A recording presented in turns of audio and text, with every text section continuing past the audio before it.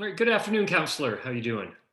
Good afternoon, Sean. I'm doing well on this beautiful snowy Thursday. Beautiful Yet snow. again, we're getting snow. Maybe by Go the time figure. yeah, by the time I post this and watch this, the weekend, it's going to get warmer. We two sounds like no, I'll post it today, but two sounds really warm on Sunday. You believe that? Oh yeah, Honestly? Honestly? Oh, it's been so cold. It's just been, can't and trust yet the if this is our winter, we've only got a few more weeks of it. So I'm good. Right. Cross country skiing is fabulous right now. I gotta tell you, and Yes, hiking in yes. the woods is just incredible. All right. So first question. Oh, Yes. yeah. Seeing all these questions, why don't you ask her why she still wants this job? So my staff read that to me. I thought that was so funny. I thought that was so funny. Well, you know what?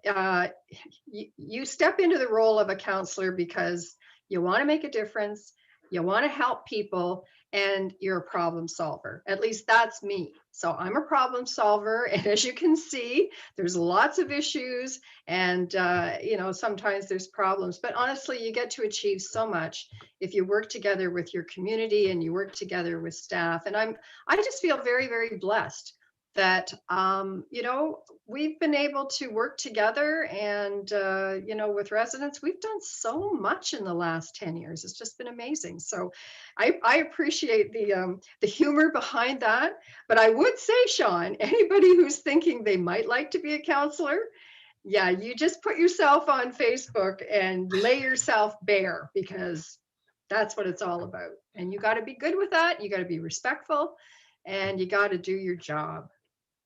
Let's talk about COVID. Is there any place? There's nowhere in town that people can get a COVID test, right?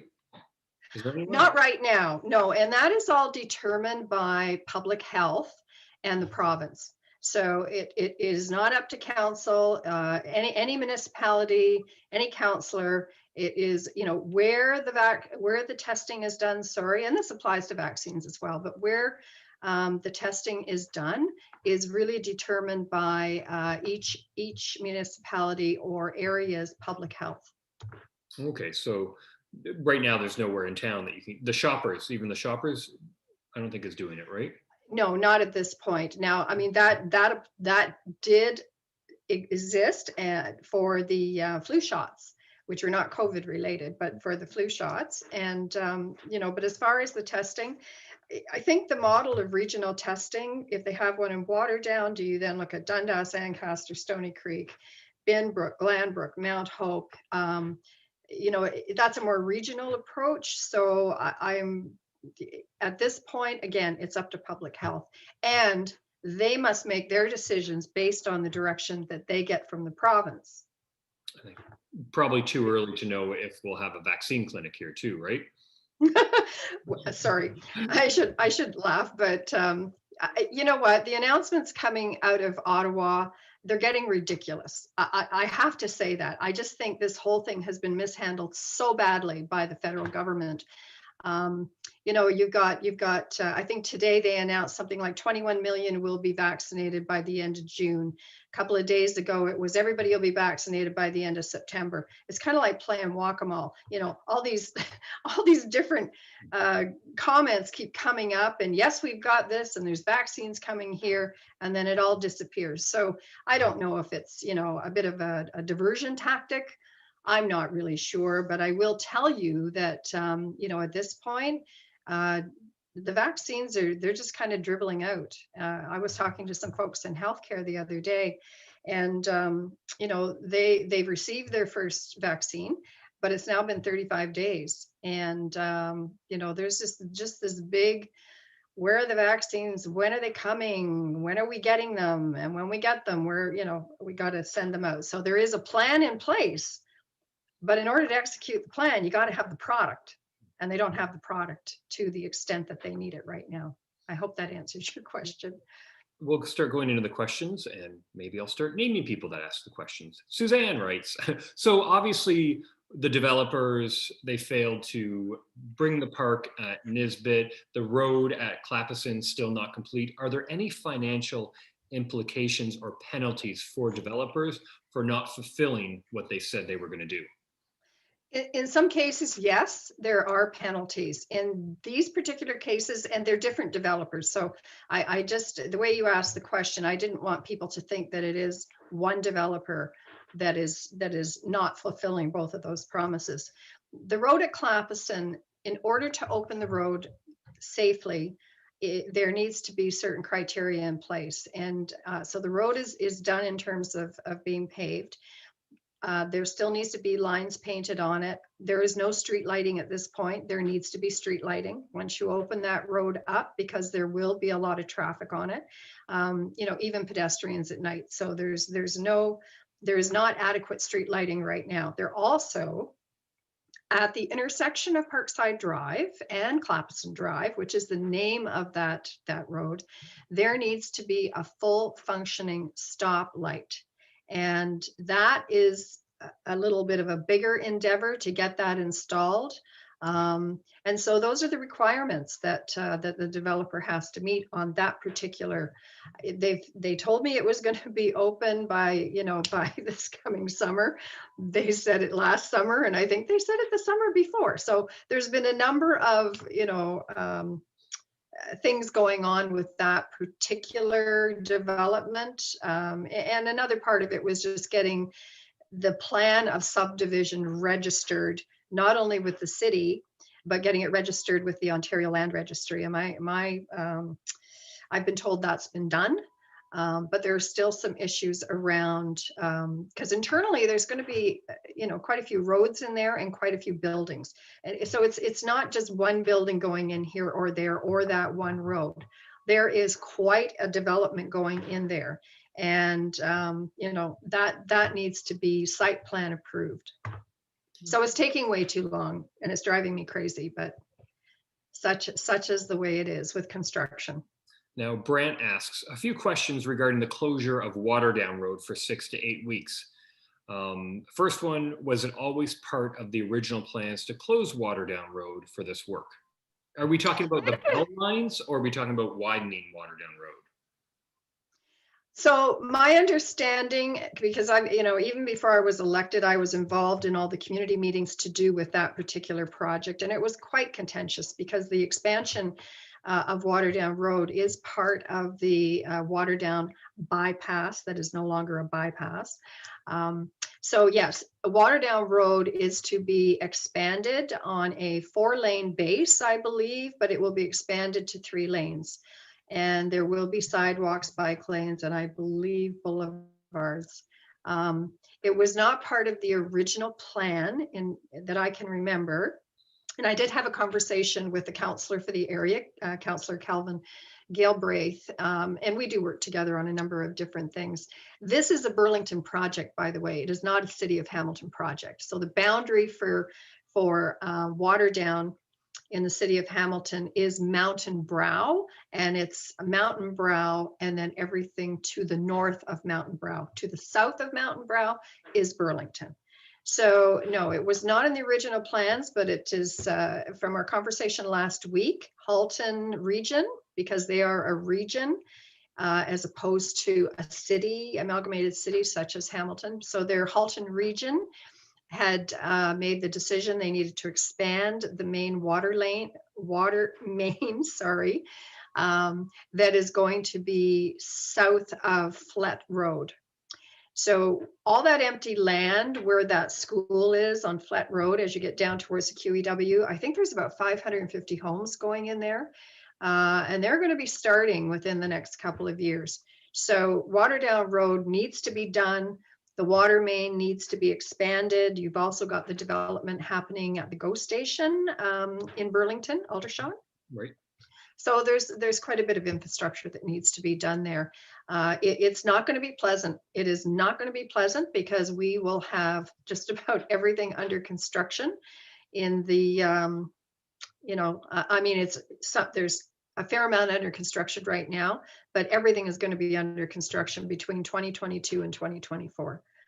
Okay. And then any plans to reopen King Road right now as an alternate access in light of Waterdown Road closure? Do you know if the King Road that's closed right now? There is no connection to King Road.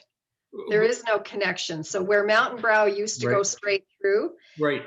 it no longer does, because there is a big storm management pond that has been built right where Mountain Brow was, on the other side of Flanders.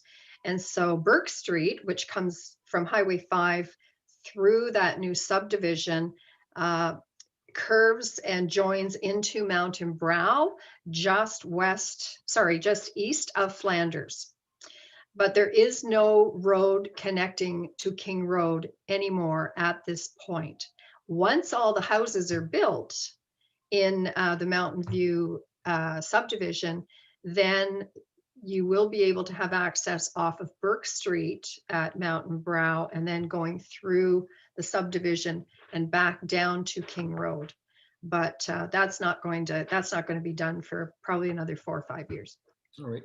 And Doug asks, snow clearing has always been an issue on our streets. Why are cars allowed to park on both sides, not allowing the plows to complete access? That is a very good point. And, it has been raised several times by council. So the biggest difference, and someone did say, well, Burlington, for instance, all cars have to be off the road. And one of the big challenges we have when you're doing a comparison with Burlington, Burlington only became a city in 1974. 1974, Burlington became a city. Hamilton became a city in 1846. So you're dealing with a very old city that has narrow streets and lots of infrastructure. And, on the Burlington side, it's new infrastructure, fairly new, and the roads are wider even from the get-go. And certainly as Burlington has expanded, many of the roads and even their subdivisions, their downtown is probably the only really narrow part.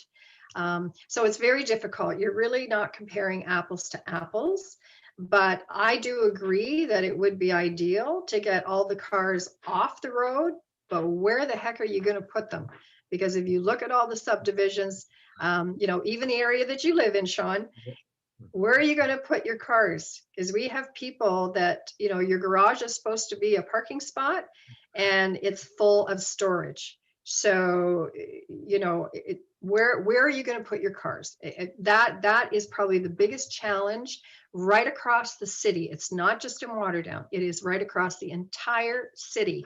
And the backlash when we start talking about making that a ruling to get all the cars off the street, people just go absolutely berserk because they don't know where they're going to park their cars. Right. So I don't know the answer to that. On paper and theoretically, it makes perfect sense.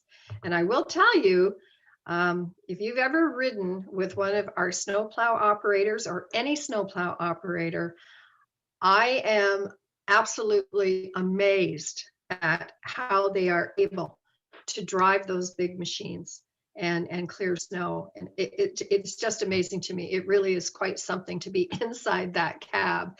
I swear they've got nerves of steel, honestly. It'd be a tough, yeah, I remember doing a couple stories with them before, back in the day. Yeah, it's tough, yeah. Speaking of snow, just walk from Cedar Street, this is from Andrea, to Fortino's. No sidewalks of any businesses are cleared. As homeowners, we obviously have to clear the sidewalks in front of our place. Who is responsible for clearing sidewalks in front of businesses, as well as sidewalks which there are nobody in front of? Yeah, so it is up to the businesses, for them to clear their sidewalks. And if a sidewalk isn't cleared, then call by law, call my office, and we will get someone out there. But I'm disappointed actually in some of the business, not all of them, but some of them. I'm very disappointed that they're not clearing their sidewalks. Now, having said that, we were getting calls in my office while the snow was still falling. So we were in the middle of the snowstorm, and people were calling and saying, that the sidewalks should be clear. They should be right down to bare bones. Well, it's still snowing. So I also ask people to please just be patient. you know, I know our snow blower and got an incredible workout, and I think it will again today as I look out the window at the snow coming down. My shoulders are sore.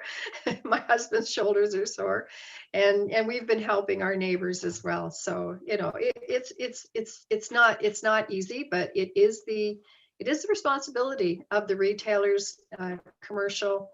And you know, for the city, if in areas where there is a city park, a city-owned park, within at least a couple of days, they try and get out and clear the sidewalks as best they can as well. And Tina asks, the parking at First in Dundas is out of control. They are parking in Ah, turning lanes all the way down the street under no parking signs. That intersection is the worst. And then she goes on, it's really hard to turn there. And there's even a picture. yeah, no, and you know what? Those pictures have been sent into bylaw and to the developer. What are you thinking? That is such an unsafe thing to do to my community and to residents, for goodness sakes, because they first of all, you know, they're parking in the right turn lane to this is heading westbound now, turning on to First Street, and there must be 15 to 20 vehicles there. It's a construction site. You are supposed to have any vehicles to do with construction. You're supposed to make space for them to park on the construction site, not on the road. So I am extremely disappointed. We have sent bylaw out there, and you know, I just, in fact, I sent in another email at 10 o'clock this morning when I drove by and I saw the cars, and I just said to bylaw, like, get out there and ticket them. Yeah. Because it's disrespectful and it's dangerous. It is really dangerous. And then let's see, a couple questions about the bypass that Lindsay writes. Yes. Are lights plans for Parkside and Robson or Boulding? Yes. Okay. And I believe there's also a traffic circle planned in there somewhere as well. Okay. And we'll Yeah. Where Avonside, sorry, Sean, where Avonside ties into Parkside. Right now, if you look at it, it's got it's kind of an odd angle, and then there's a bit of a piece that goes onto Parkside. That is kind of half of a traffic circle. Yeah. So that when they upgrade, the construction starts on Parkside, which will be later this year. That will be a full traffic circle there, and then there will be a light, I believe, at Boulding. At Robson Road and Parkside. And then Lindsay also asked, will the pedestrian bridge across Grindstone Creek on Parkside be widened? Where's the pedestrian? Oh, sorry. She means by the tracks? Pedestrian bridge across Grindstone Creek on Parkside be widened. Yeah, so I think what she's referring to there is the creek by Cowan's, where the tracks are. Right. So CNCP will be redesigning the tracks because Parkside will curve and go up and around behind Alexander Place. So where Cowan's has their grow up right now, when you get, you know, at the top of the hill there, that access is it won't be cul-de-sac, but it is going to be partially cul-de-sac because Parkside will no longer go straight through. It's going to curve north where the tracks are, just past the tracks, and go up and around behind Alexander Place and over to Center Road. Susan writes, can we get sidewalks on Flamborough Street? Flamborough, that's where the car wash is. Are there no sidewalks? Oh, okay. Yeah, so again, part of the difficulty with the streets that are in the core, and Flamborough is one of them, is that the street is so narrow, and where do you put the sidewalk? So I can't say yes or no to that. I thought they had sidewalks on one side. I could be wrong about that, but you know what? I'll take a drive down and check it out. All right, some more snow questions, some more street parking questions, some more. You know what? There was Veronica in my office. She had read through some of the posts that were in the comments that were on there. And thank you, by the way, for putting that up a couple of days ahead of time to give folks the opportunity to put their questions out there. But there was one, and I'm not going to say the name, but there was one post, and I don't know if I've got it here, if I can read it. No. And she said that she had something about an amazing comment. I have emailed Judi Partridge and never get a response. I'm really concerned when I see posts like that. I've had IT staff and my staff actually going through every single email that is sent into any counselor's office is kept. So there is a record of it somewhere, and every phone call that's made. So they all become public documents, by the way. And so, you know, we don't delete. They are part of the public domain. So we've done a search. I've had some IT people looking through. There is no record of an email coming in from a person with that name. So, you know, I mean, we've done this before where people have posted, oh, I've emailed her office and nobody bothered to get back to me. And we've actually found that there's never been an email from that person. And I get it. People like to post things like that and, you know, make me look bad. But in this case, what I'm concerned about is that if the email was sent and they misspelt my name, or you know, I would really like that person to get in touch with my office, because we would like to work with you and just find out if you know, if indeed there is an email there, or if we've missed it. My staff, Veronica and Christine, I mean, they pride themselves on their customer service, and anybody who's dealt with my office, I just, you know, I feel I have two of the best staff going, because they are just amazing people. They will go to the ends of the earth to try and solve your problem and help you. So please, if that's the case, if you made that post, please do call my office, and we'd love to work with you and help you and just get to the bottom of it. So I just wanted to take an opportunity to say that, Sean. Thank you. My pleasure. Anything else you want to mention, or anything else you want to talk about? So I did just wanted to see. Oh, I want to give a bit of an update on the rural broadband Okay, right. project, the infrastructure project. Bell Canada, we've talked about this before, is investing $400 million into the city of Hamilton. This is not a city of Hamilton project. This is a Bell project. So there's no tax dollars or city of Hamilton money going into this project. They have completed most of Ancaster, and they are starting the infrastructure work on Waterdown, and then working their way north to Carlisle through the rural area. And then after that, they will be doing more construction throughout the rural areas of Glanbrook, the Upper Stony Creek area, Binbrook, Mount Hope, etc., so that, you know, they get the entire rural area done. And that was the purpose of this project, was to provide better connectivity, internet connectivity and broadband infrastructure throughout mostly the rural area, but also there are pockets within Dundas and Stony Creek and different areas where the broadband isn't terrific. And so when their infrastructure, and they're saying it's going to be about 4 years, they started in 2020, so around 2024 they expect to be finished. They will be offering packages out to customers and to anyone interested to be able to sign up on their Bell infrastructure. This is not me promoting Bell.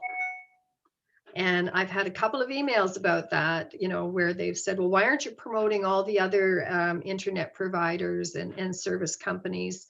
And that's not what this is about. This is about the infrastructure. It's about a construction project. And then all those other companies will be able to work with Bell and partner with Bell, just as many of them do now, to use those lines. But they add, they offer their own type of packages to customers. So I wanted to give a bit of an update on that. I'm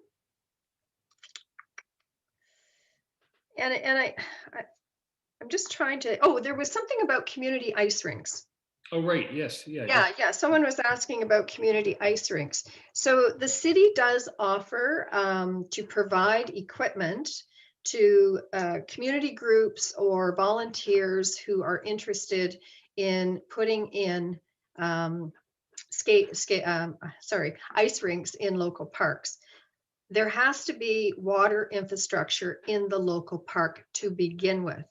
Some of them do and some of them don't. So if that's something that people come together, if you can get 10 to 15 people together or work with one of the service clubs to take on this project for next year, and start the ball rolling now in the conversations to be able to build those ice rinks. Okay, because I know there was a comment about that. Excellent. Anything else? I think that was it. Yeah, I think we covered a lot of it. I want to also say too that the kids getting back to school this week and had a snow day, I think immediately on on Tuesday. Yeah, Tuesday. I'm not sure how Paisley's doing, if she's been able to dig her way out and get back to Yeah, school. back Yeah. at school. Yeah. Yep. Back at school. It was the snow day on Tuesday. Family day was Monday. Today's Wednesday. Yeah, back at school now. So all Family good. Day was Monday. Yeah. That's right. Yeah. And of course, this weekend we have the coldest night of the year, which is happening on Saturday, February the 20th. There is a group with the Carlisle Optimists who will be walking at 1 o'clock on Saturday and over at Courtcliff Park. And I think they've already raised $2,500, just that group. But I know there's lots of groups out there. The Rotary Club in Waterdown, the Flamborough Rotary Club, the Lions Club. So there's lots of people that are out walking for the coldest night of the year, and not even just walking. I think I read in the paper this morning that one of the TICAP players, I think, is going to be sleeping in his car just to, because there's people that do that every single night, not just in our city, but, all kinds of places. So I encourage everyone to, and this one is through Eagle's Nest. The Waterdown Eagle's Nest organization is helping to organize this particular one. So yeah, I mean, it's tough because normally this time of year we would be looking forward to the big breakfast in Carlisle, that the Optimists put on, and we get 500 or 600 people that come in. The Rotary would be preparing for their Rib Fest. There would be so many events that are being put together and people volunteering and just a busyness about the community.